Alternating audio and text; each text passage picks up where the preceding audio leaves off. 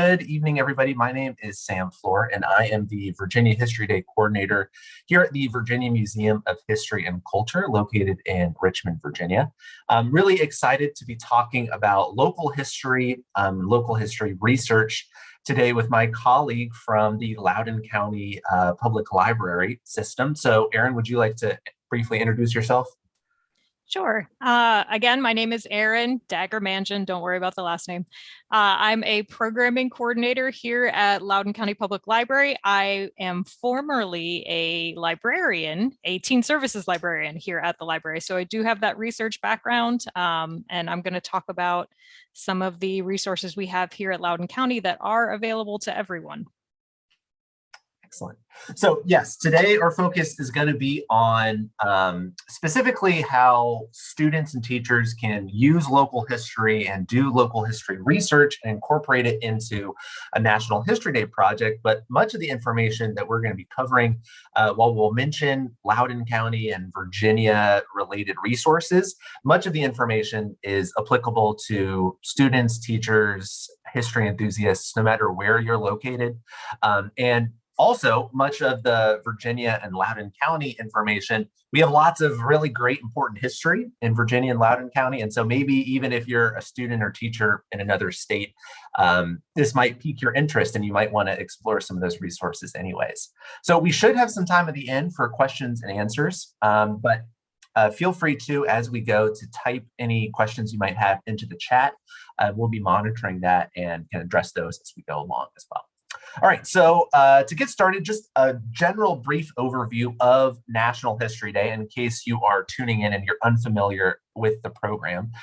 So National History Day is a nationwide project-based learning program. There are affiliates in every state of the country, so no matter where you live, you can get involved. And here in Virginia, our museum, the Virginia Museum of History and Culture, is Virginia's sponsor of our state-level National History Day program. And the general steps of an NHD project are introduction, so making sure students and teachers are aware of the responsibilities and expectations that go into an NHD project. Topic selection, which we're going to be touching on today with local history topics. So students can choose a topic in history that they're interested in to do their research on. There are no limits, so any type of topic out there is fair game. And we especially encourage local and state history topics. Students then need to connect their topic to the yearly National History Day theme. This year, the theme is debate and diplomacy. Next, conduct research on that theme. Support a thesis, support a claim of some kind using primary and secondary sources. And that is another thing that we're going to be touching on, is how to find sources related to local history topics. Then as students go, they should be analyzing those sources, coming to conclusions, putting those findings together into a creative project form. And then lastly, there is an optional contest structure as well that we run, where students have the ability to win prizes and awards for their projects. So again, if you need to find out more information about National History Day, you can visit their website, nhd.org, or find your local affiliate website. So just Google your state plus History Day, National History Day, and that institution should come up. I mentioned theme, just need to mention it again. So this year's theme is debate and diplomacy in history, successes, failures, consequences. Again, we take a really broad view of the yearly NHD theme. So any kind of an argument that a student can make that their topic is connected to this year's theme is fair game. And especially with the concept of debate, pretty much anything in history, you can make an argument there's some kind of debate going on. So that should not exclude any type of local history interests. Okay, but let's focus now more on the topic at hand. So why does local history matter? Let's start off broadly. Why should students and teachers be interested in local history? So first off, relevancy. This is a great way to show students how big ideas, big events in history have an impact on everyday lives. So oftentimes we focus on political leaders or big movements, and we forget about how these events and people affect average individuals. That's the vast majority of all the people living through these historical events are just average people living all over the world. And so by studying local history, you can see those impacts. And it can make relevancy a lot more clear to students when they can relate to things that are going on in their community and to people similar to them. Also, historical significance. This is in that same kind of vein, where oftentimes it might be nebulous to students to think of, or they'll just think of, politics or war or peace. But again, we're looking for impacts on average people as well. And so when we're focusing on local state history topics, oftentimes we can see historical significance in a new light, in a new way. And maybe we'll illustrate or illuminate some kind of significance that we might otherwise have lost if we're just looking at the big picture, national, international scale of things. So again, looking on the micro level is a great way to look at different angles of the macro level.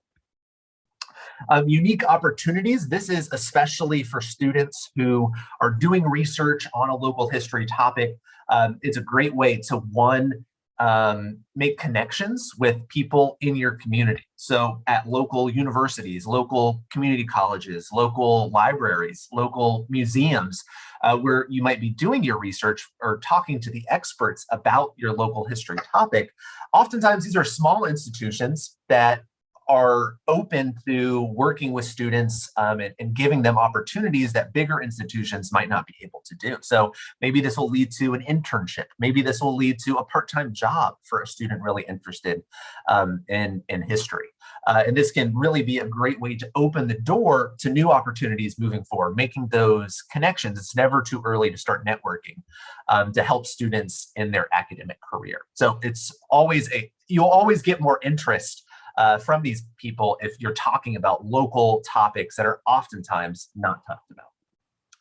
And then also citizenship. So a key aspect of every National History Day project is trying to get students to understand how why history matters today, how it impacts today's society. And this is a great way to do it, because if you're studying a local history topic, you can see those impacts on the local community, and maybe you can do something about it. Maybe you can educate people because your topic hasn't been talked about a lot. Maybe you've uncovered it for the first time, and you can shine a light, and local news organizations, local museums, or local schools will want you to come and speak to them and educate them about this discovery that you made. It also might lead to impacts, so for social or racial issues that are going on in your community, all have historical roots. And so it's another great way to start making change on the local level by investigating and researching the origins of social, racial, economic issues in your local community. So students and teachers can start making a difference by doing this type of work. So lots of benefits for doing local history topics that you might not otherwise get if you're looking at the bigger picture. Okay, so that's why local history is so interesting. Now, how do you go about finding a local history topic? So you're not maybe sure where to look. You're not really sure what is in your local, what type of history has happened around you. So I've broken it down into sort of two general approaches. One is bottom up. So this is starting at the local level and then, making the connections to the broader trends. So starting local, where can you find good local history topics? Well, number one is a library. That's why Aryn is here from the Loudoun County Public Libraries to give her perspective on why and how these topics, how you can find these topics. But there's other ways. So there's historical societies, genealogists, churches, news outlets, all of these different types of local institutions with people with local expertise and knowledge.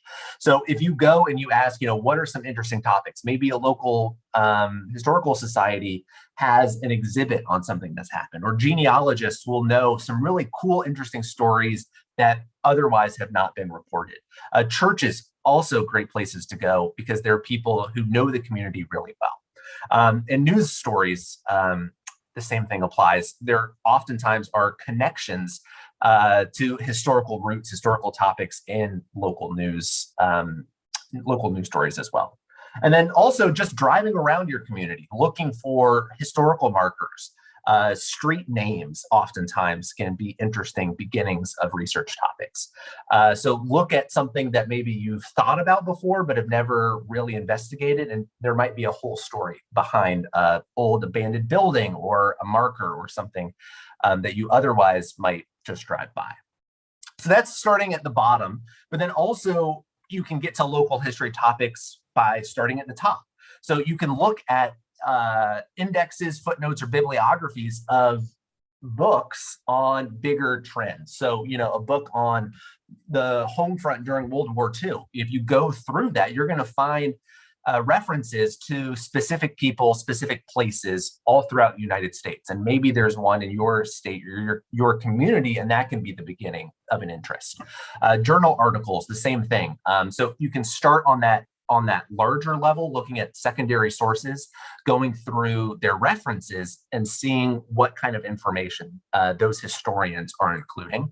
And you can also then do keyword searches too, just on Google, where you just start, with like World War II, Virginia, World War II, Loudoun County, any of those general searches, I'm sure will start uncovering results as well. So that's how you find your local history topics. Now, how do you go about doing that research? How do you go about investigating your topic? So first off, you really need to make sure that when you're investigating a local history topic, and this is especially relevant for National History Day, that you're making connections. So while we're very interested in local and state history, we're wanting to see how what's happened in your community or your state connects to broader trends in national or international history. And so you can do that through timelines. You can do that through maps, especially when we're looking at like timelines of big events in history. You can drop in local events so we can see how local and national events sort of are interacting with one another, and maybe they're affecting one another. Same thing with maps can show that as well. And then you can also look at newspapers. I highly encourage you to look at newspapers from your locality or your state and see how they're reporting on national and international events. And oftentimes that will underscore those connections because again, we're really wanting to see connections, the interconnectedness of history. And then you can also do that through oral histories as well. You can see how individual people in your community are telling their stories of how they lived through it. And most states and a lot of localities too have oral history projects where they ask people, how they experienced the civil rights movement or World War II or other major events in national history. And again, we can start to see those connections and maybe uncover a specific part of a bigger event that happened in your hometown.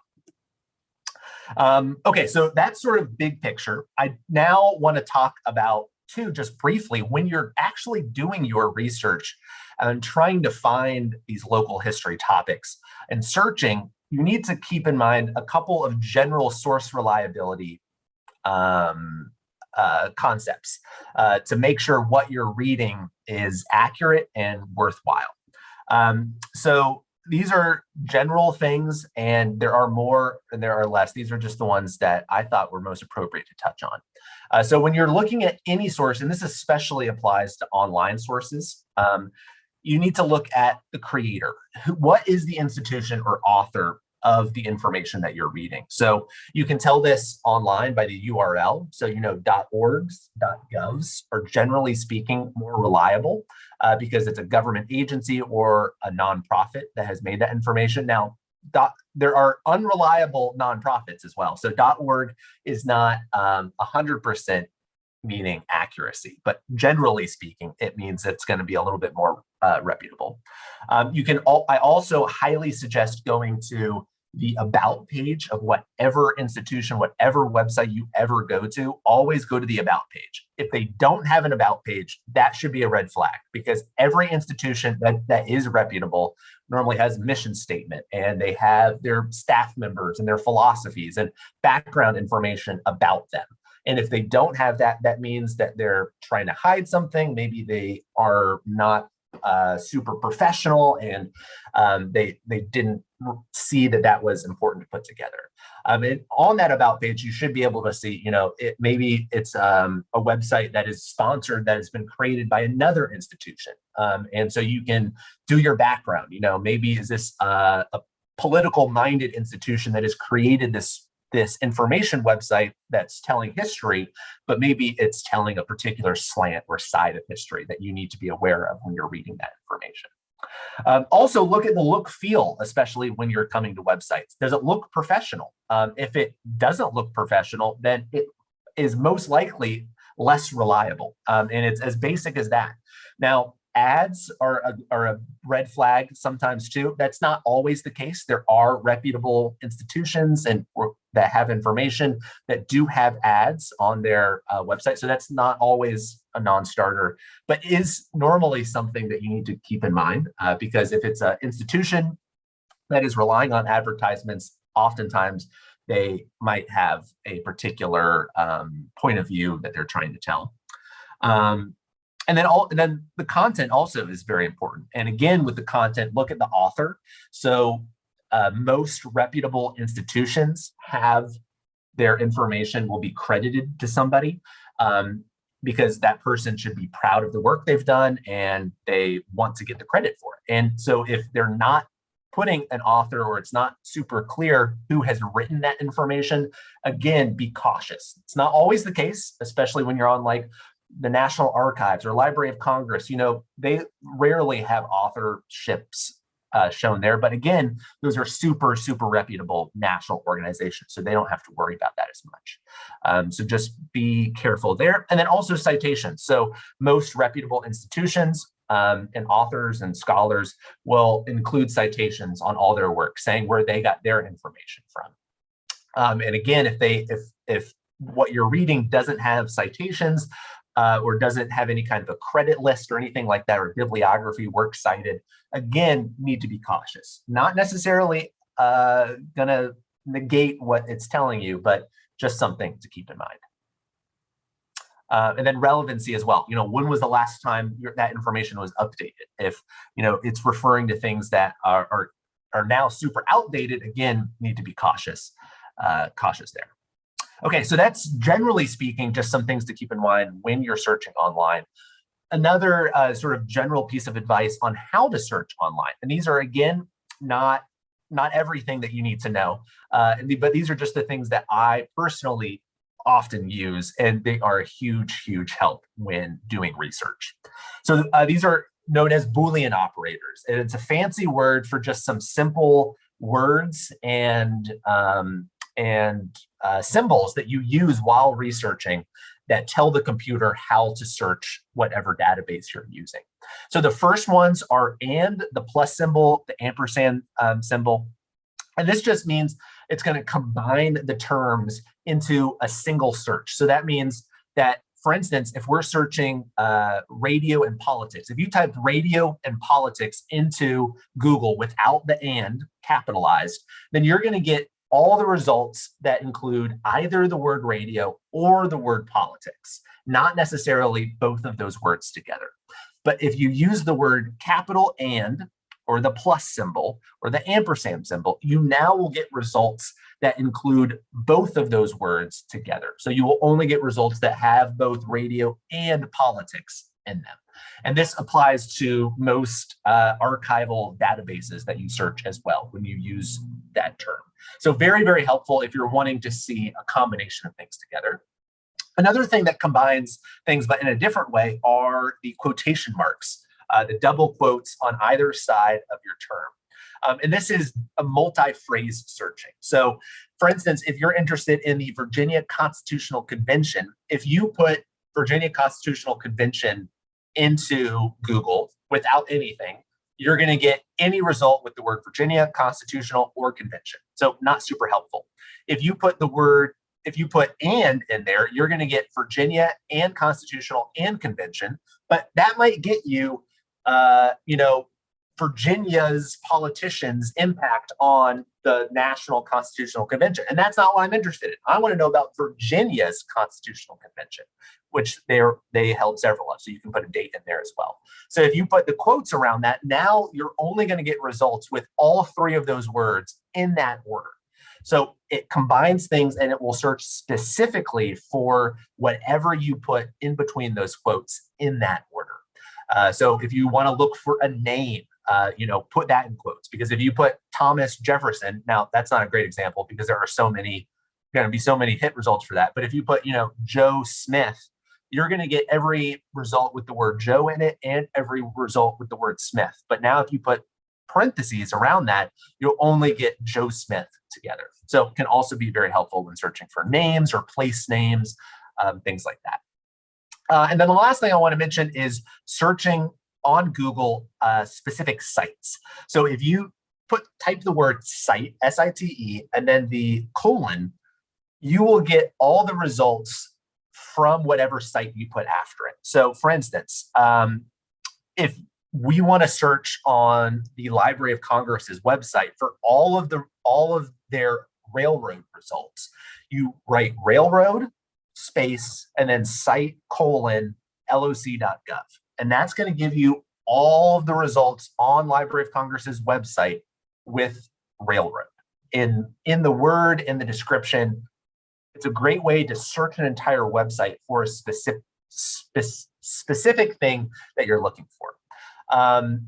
So again, just some general suggestions. There are lots more Boolean operators that you can use. You can get a lot more complicated, but these are some of the simple ones that I find a lot of success with. And then lastly, I want to mention some Virginia-specific local research resources.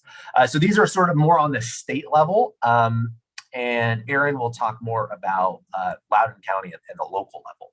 But I want to mention Encyclopedia Virginia and the Library of Virginia, Department of Historic Resources, oral history projects. Many universities have these oral history projects. Virginia Tech, VCU, JMU are just a few that have really robust ones, but most major universities have some type of oral history project that they run with different focuses and different reach. And then Documenting the American South is an affiliate of University of North Carolina. It's one of their online database resources projects, and it includes information of the entire American South, but you can also search by state. You can search by a lot of different localities as well. They have a lot of Virginia-focused resources. I especially want to highlight, though, Encyclopedia Virginia and the Department of Historic Resources.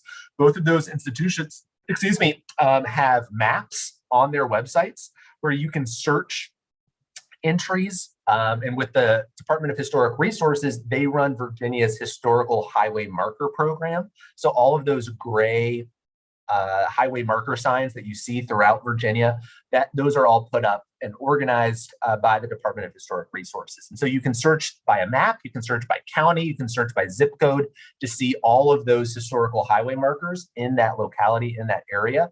You can read what's on the sign and it can lead you to more information. Same thing with Encyclopedia Virginia. There is a map that has all of the entries, all those encyclopedic entries that they have written, and all of the primary sources that they have linked as well. So very easy to search by locality and to get that information as well. And then of course, local libraries as well. Learn more. So I want to just share these links to more information. So if you want to find more out about National History Day, please visit National History Day's website, just nhd.org. And if you are in Virginia and want more information on our resources, please visit virginiahistory.org /VHD. And I put those links in the chat. And then also, if you are a teacher or student interested in getting resources related to Virginia History Day or National History Day, these are the resources that I have. One is Virginia History Day Teacher Google Drive, and I'm going to try to type and speak at the same time. And this is my one-stop shop for free resources related to History Day. Everything that you might need to implement the program, I have something on. And it's all free, and you can share this with anybody you might want. And then also, if you want to be kept up to date about the latest goings on, other workshops I organize, contests, you can sign up for the Virginia History Day newsletter that I've included a link there for as well. And then lastly, this is my email. So please do not hesitate to reach out with any questions or concerns about anything related to National History Day, related to Virginia history, related to our museum. Again, Virginia Museum of History and Culture, we're a state history museum that tells the entire story of Virginia, several thousand years of it. So please check out our website, find out more information there, and you can always just reach out to me personally as well. Okay, so that was a lot of information in a short period of time. And thank you for sticking with me there. But I want to turn things over to Aryn now and let you explain Loudoun County's resources. Okay, sounds great. Thank you. I feel like I just got a refresher of library school right there. It was great. Okay, so let me attempt to share my screen, and hopefully that we'll see if that works. Let's see. There we go. Share. All right, can everyone see this? Okay, awesome. All right, so some of you may be wondering, I don't know if all of you are actually from Loudoun County or not, but some of you may be thinking, well, I don't live in Loudoun County.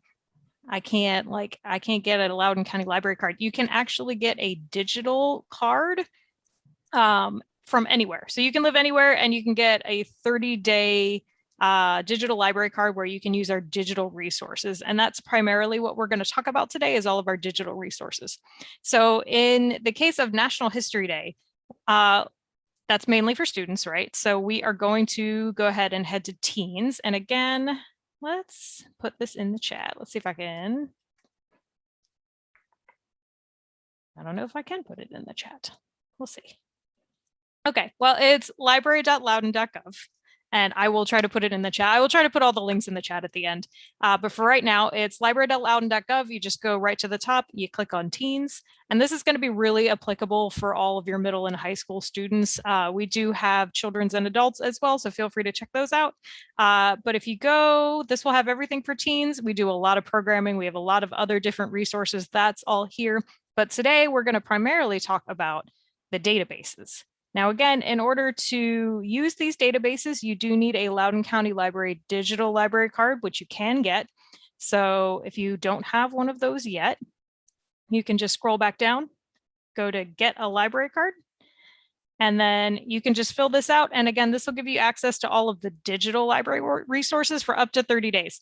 If you do live in Loudoun County or one of the surrounding counties, you can get an actual permanent Loudoun County Library card. So again, for example, I live in Fairfax. I can still get a Loudoun County Library card. That's fine. I know DC, City of Alexandria, so anywhere that's kind of in the region, you can get a physical permanent library card as well. But if you're not, you can just use the 30-day one and try out some of our resources. That's fine too, and you can do it online. Also, I do just want to say that while I'm going to be talking about our resources that we have, lots and lots of public libraries, as Sam was saying, lots and lots of libraries have a lot of similar resources. So definitely check with your own county's library to see if they might have some of these as well. So now that we've done that, we're going to go in and we're going to look at some of these databases here. I think Sam already covered the difference between your primary and your secondary sources. So we're going to talk about primary sources first. So the best ones for primary sources, I think, personally, I like using the Civil War Era by ProQuest and the Newspapers Daily and Historical. So as Sam mentioned, newspapers are really, really helpful. Virginia has a long history, at least by US standards. We're a pretty old state. So if we go Civil War Era specifically, runs 1840 to 1865. But they are, again, they're newspapers. So they're going to talk about lots of different things, which I'm going to show you. So you would just click on this. It's not going to be entirely specific to the Civil War. That's just the time period it's framing it as. So if you go in here and then, so you can search by different subjects. You can search Civil War, you can search abolition and emancipation of slaves.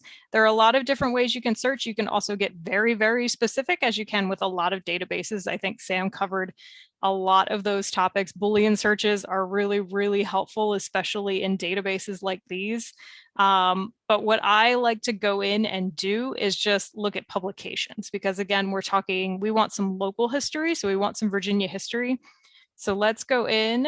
You can see all of your publications here, and you can actually just view title only. It's a little bit easier to look at. And then you can scroll down and we can see the Daily Dispatch is Richmond, Virginia. So you can actually just grab these. And again, we've got 1852 to 1865. So again, these are just newspapers. So they are not going to be completely specific to the Civil War. So if you are researching anything within that time period, this is going to be a good place to look. So let's see if I can find, they even have classifieds. I think this one, I believe, where is it? Yeah. So this one, as you can see, not just about the Civil War. This person lost their dog. I hope they found them. I don't know. But this is just a post of someone who lost their dog and is looking for their dog. So again, this is a really good reflection of just what everyday life was like in that time period. So that can, again, as Sam was saying, give you just kind of a better idea of how people thought and how people operated in their day-to-day lives. And that can be incredibly influential for those big overarching topics that we read about in textbooks, but don't get into those little details for. So definitely this is a good website for that. This is the only one that is Virginia specific, but all of the rest of a lot of the other ones are fairly large. You've got New York Herald. Some of these can be fairly large, so they might have some national news in there as well, which can also be helpful. But again, if you are looking for that very local information, Daily Dispatch is the way to go. So that's a quick one on that. Are we back? Just to double check, Sam, are we back on the teens page of the Loudoun Library? Yes. Okay, great. All right. So we covered Civil War era by ProQuest. Next one I want to talk about is newspapers, daily and historical. So dailies, actually, so if you like reading newspapers, we get the dailies on this database every day. So you're welcome to use that. But also even the daily articles, I believe, go back to 1980. So if you are looking at more recent history, it depends on what you define as history. I suppose some people define it as 25 years or earlier. Actually, Sam, does National History Day have like a minimum? We suggest that the topics are at least 20 years old, but okay, that is a suggestion, not a requirement. Okay. So yeah, so even some of the daily articles section is going to have things that are probably relevant to history you might be studying. We do also have the complete historical run of the Washington Post from 1877. And again, Washington Post is a national newspaper, so it's not local, but you can find local information in it. So let's go ahead and take a look. So if you go in here and say, I want to look for, let's see, like the earliest mentions of Leesburg, right? So if you go in, you just type Leesburg. This is very broad. Again, as Sam mentioned, you can do a lot of very, very specific searching. But since we have such a short amount of time today, I'm going to keep the searches fairly broad. We're going to go Leesburg. And you can actually, again, you have all of these options here. You can limit to full text. And again, these are actual newspaper publications, so they're going to be a good reflection of the times. And you can actually sort it by year. So we can go into a date range over here. And I can just say, I want some of the older entries. What was it like? Jail delivery at Leesburg. There you go. 1889. How are things delivered to jails in 1889? You know, that can be an interesting conversation. And then once you're in, well, let's click on jail delivery at Leesburg. Let's check it out. So again, here we are. Jail delivery. Oh, okay. Well, these people actually escaped, but that's an interesting point, right? Something to note once you're in here is if you go up to the top, you can download it so that you can keep it for later. That way, if you want to read it offline, or if your library card 30-day trial is running out, you can download it. Also helpful, I know, especially for students. I remember when I was younger, we didn't have these fancy citation tools, and I actually had to learn how to properly format a citation. You don't have to do that anymore. We've got APA. I don't know what most of these are, but there's MLA, there's APA, there's all of the basics, and it'll just format it for you. So if I just go in here, there it is, it's formatted. So it's incredibly helpful and really helps students with that last little bit creating their bibliographies, because those can take up a long, long time if you're not sure how to format things. All right, so that's ProQuest. Again, really great for newspapers, get those primary sources in. Let's close that out. Okay. All right, so those are our primary sources that I wanted to talk about. And now let's go over a couple of secondary sources. So the first one I wanted to mention is Scholastic Go. This one is very good for broad, again, very broad searches. A lot of the information on Scholastic Go pulls from different encyclopedias. So very, very good, reliable information, but it is pretty broad. So just kind of keep that in mind. So if I go like Virginia, again, keeping it very broad for now. The nice thing about this when we're talking about working with students is that you can sort it by grade and reading level. So if you have, now I always like to say these are recommended grade suggestions. We certainly work with plenty of reluctant readers who might be below what the suggested reading level is for their grade, but you got to just make it so that it is not intimidating for the students. And I think that's the most important thing. And so what I like about this is I can go in and say level 3 and say, even this is a little, oh, wow. Okay, let's do Virginia Beach. Let's say even this is a little challenging for them. There is a read aloud option. So if the student has trouble reading, there've been a lot of studies they've done. If you listen while you read, it can be really helpful for comprehension. So they can just click on read aloud on, and then click on the sentence, and it'll just start reading it aloud for them. So it's really, really helpful for that. Really good for those reluctant readers. And again, these are all encyclopedia entries, so they're very reliable sources. So it's really great for just broad general information. Again, really good for reluctant readers. So that's Scholastic Go. Now, the other one I want to talk to you about tonight is more of a traditional database. So this is EBSCO Master File Complete. Let's pull that up. So, okay. So EBSCO master file, again, I think even some of the school systems might have these as well. So definitely check your local school system, check your local library. EBSCO is really, really common. Lots of places have it. So definitely take a look. It's pretty simple to go through. Let's say, again, if we're talking about debates, right? We're talking about debates, diplomacy, that kind of thing. One of the things I like to read about is Loving versus Virginia. I think it's a really inspirational story. So you can just search, it auto completes, which is really helpful with databases because not all databases use the same thing for verses in court cases. So it's really helpful that it just auto completes for you.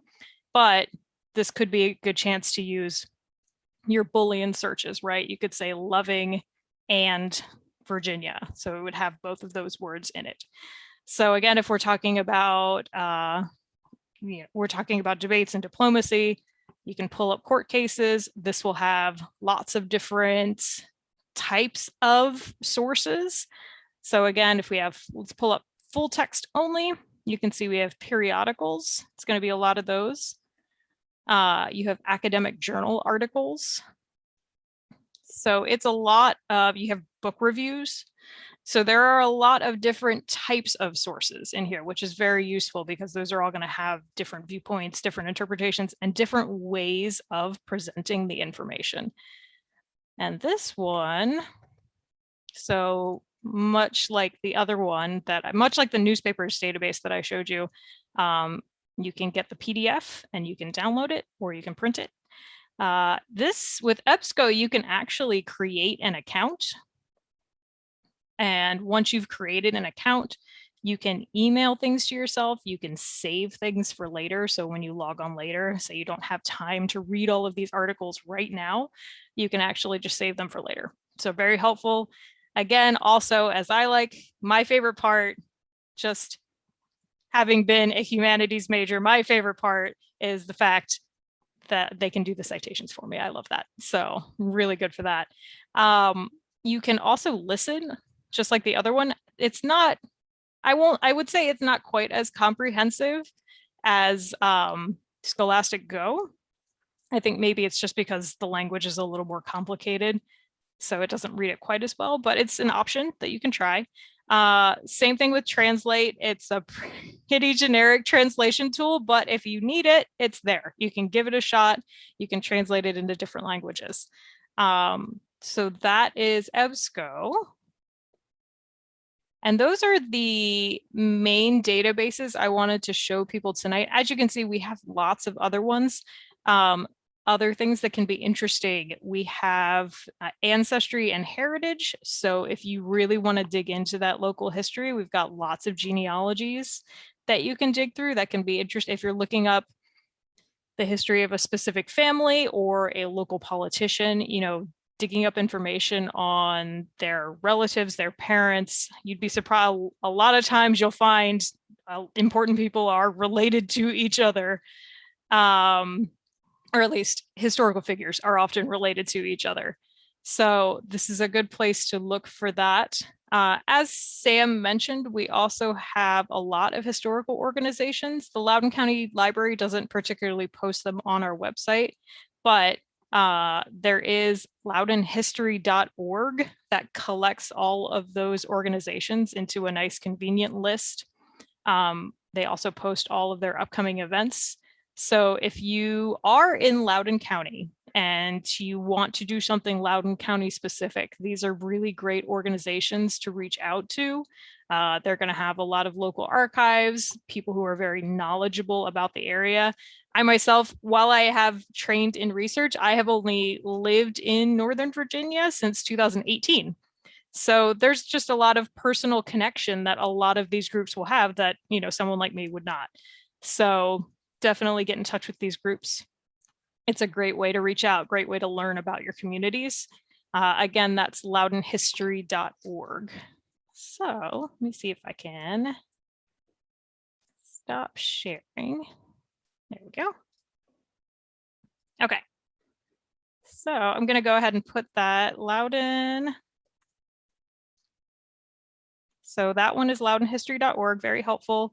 Our website is library.loudoun.gov. Again, just library.loudoun.gov. Make sure you get your library card and then just go to the teens page. It's all there.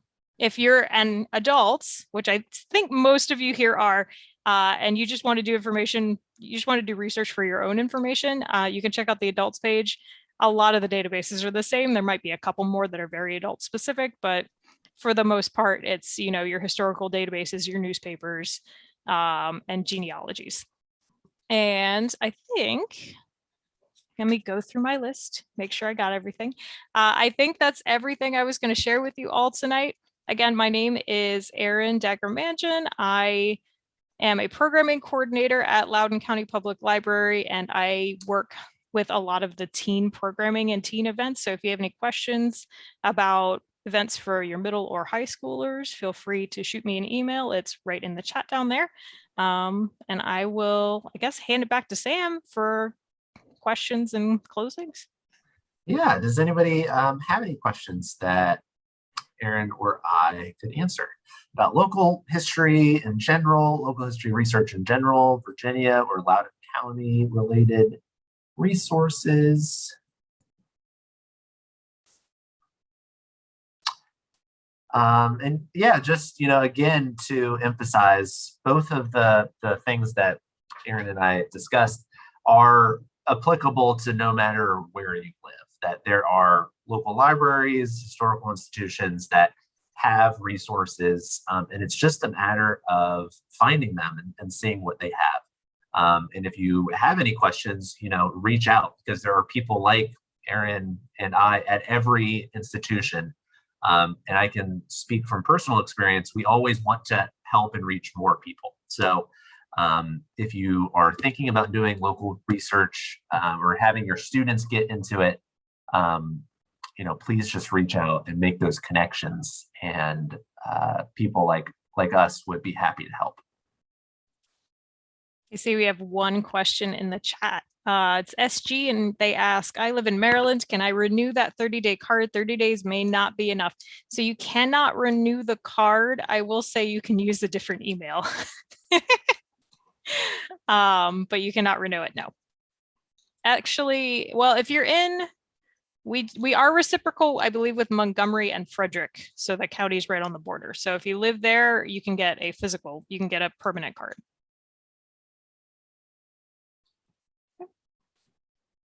Great. All right. So, hey, this is Margaret. I don't have a question, but I just want to say thank you for this presentation. One of my hobbies is genealogy. I found some new places to search, Sam, with one of your slides. So I'm excited to go play. Well, fantastic. That's what we're here for. We're here to help. So I'm glad that you were able to join us and found something useful. All right. Well, I want to give a big thank you to Aryn for partnering with me on this. I really appreciate your support and all the support of the Loudoun County Public Library and all the public libraries in Virginia being very supportive of National History Day and Virginia History Day students. And thank you to everybody who tuned in this evening. Again, this session is being recorded, and we will send that recording out probably tomorrow. I'll send it out to everybody registered, but then Aryn will also put it on Loudoun County Library's YouTube page as well. Yes, and let me actually post that link in the chat real quick. Great. All right, so that is our YouTube channel. I know it looks messy as a link, but that is the official Loudoun County Library online programs YouTube channel. It should appear there within probably by early next week at the latest. Great. All right, well, thank you, everybody.